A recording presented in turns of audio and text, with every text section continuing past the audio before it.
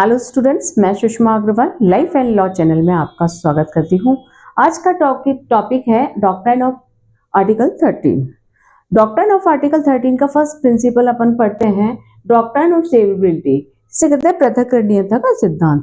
प्रश्न ये उत्पन्न होता है कि यदि कोई अधिनियम का कोई प्रावधान है फंडामेंटल राइट का वायलेशन कर रहा है, तो क्या उस जो प्रावधान है उसको हटा देने से पूरा एक्ट बना रह सकता है?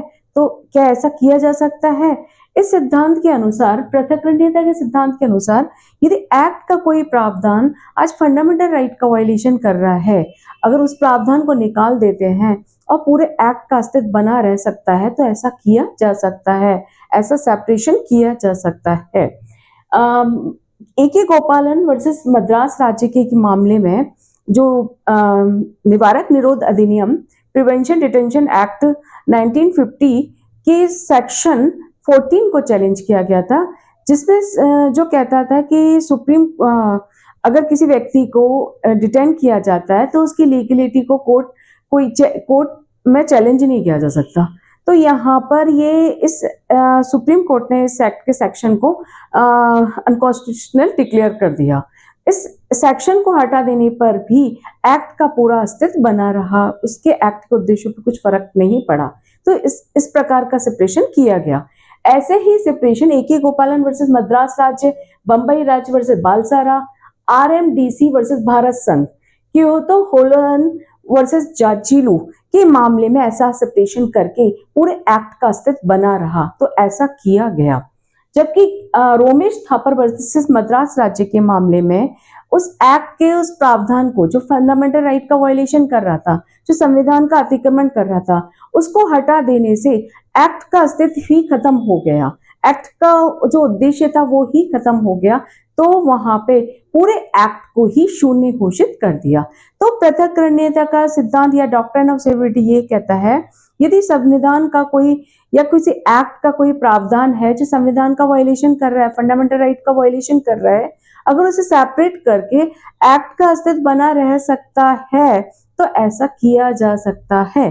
अगर एक्ट का अस्तित्व ही डगमगा जाए, उसका उद्देश्य ही खत्म हो जाए, तो पूरे एक्ट को ही शून्य घोषित कर दिया जाएगा। सेकंड प्रिंसिपल है डॉक्ट्राइन ऑफ एक्लिप्स, आच्छादन का सिद्धांत।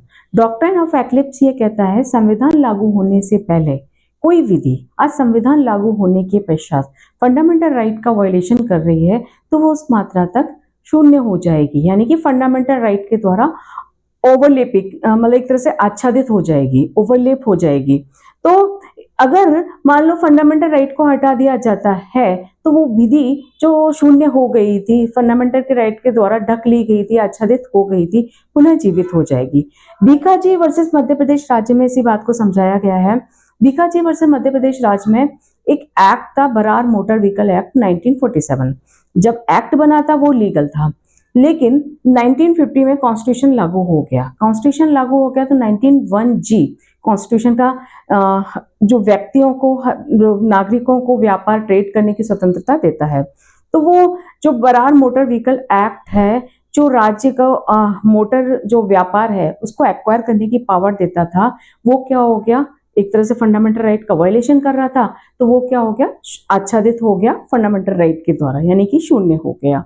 लेकिन फर्स्ट कॉन्स्टिट्यूशनल अमेंडमेंट 1951 में पुनः 19 में अमेंडमेंट हुआ और राज्य को शक्ति मिली कि व्यापार में वो मोनोपोली स्टेब्लिश कर सकती है। तो पुनः क्या हुआ, जो बरार मोटर व्हीकल एक्ट है, जो फंडामेंटल राइट के द्वारा 1901G के द्वारा शून्य हो गया था, पुनः जीवित हो उठा। तो ये डॉक्ट्राइन ऑफ एक्लिप्स इस बात को समझाता है कि संविधान लागू होने से पहले जो विधि आज फंडामेंटल राइट का वायलेशन कर रही है, वो क्या होगा, आज शून्य हो जाएगी। ठीक है। थर्ड डॉक्ट्राइन है doctrine of waiver. Doctrine of waiver कहता है अधित्याग का सिद्धांत, कि कोई व्यक्ति अपने फंडामेंटल राइट का त्याग नहीं कर सकता। कोई व्यक्ति ये नहीं कह सकता कि आप मेरे साथ मनमाना व्यवहार करें, क्योंकि जो फंडामेंटल राइट हैं केवल व्यक्तिगत हित के लिए नहीं शामिल किए गए, बल्कि लोक हित के लिए संविधान में शामिल किए गए हैं। इसलिए कोई व्यक्ति अपने फंडामेंटल राइट का वेव नहीं कर सकता, त्याग नहीं कर सकता। इसी बात को बहराम खुर्शीद वर्सेस बॉम्बे राज्य 1955 में समझाया गया था। Thank you for watching my video. अगर आपको मेरा वीडियो पसंद आ रहा है, please like, share and subscribe my video. अगर कमी है तो कमेंट बॉक्स में लिखें, अगर अच्छा लग रहा है तो वो भी कमेंट बॉक्स में लिखें।